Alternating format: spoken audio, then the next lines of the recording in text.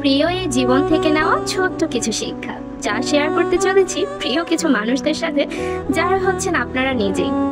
আমার জীবন থেকে স্বার্থ ছাড়া কাউকে আমার কাছে এক পাও এগোতে দেখিনি।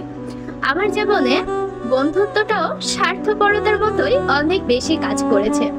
আমি এমন কিছু বন্ধুদের সাথে মিশেছি যখন পকেটে টাকা না থাকে তারাও আমাকে জিজ্ঞেস করতে পারে না যে কিরে মামা চল ক্যাফেতে যাই। আর এমন কিছু বাস্তবতার সম্মুখীন হয়েছি, প্রিয় মানুষটা যখন আমাকে বারবার আশ্বাস দেয় তোমার পাশে আমি মৃত্যুর আগ পর্যন্ত আছি, এবং বলতে পারো মৃত্যুর পরও আমি সারা জীবন তোমার পাশেই থাকবো, কারণ তোমাকে ছাড়া যে আমার জীবনের পথটুকু চলা অনেক কঠিন। এত বড় ডায়লগ মারা মানুষটাও মাঝ রাস্তায় হাঁটা ছেড়ে দিল। আর সাকসেস হওয়ার জন্য সাকসেসফুল বাপের মেয়েকে পাওয়ার আশা। জীবনে এত বাস্তবতার সম্মুখীন হয়েছি, আত্মীয় স্বজনরাও সময় দিলে বাপের পকেট ফাঁকা হলে দাওয়াত দিতেও ভুলে যেত।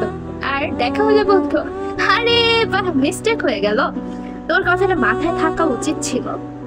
আর বাবার টাকা থাকা মানে তুমি এই দুনিয়াতে সবচেয়ে সুখী আর সাকসেসফুল একজন মেয়ে অথবা ছেলে হতে পারবে, সাকসেসফুল ব্যবসায়িক হতে পারবে।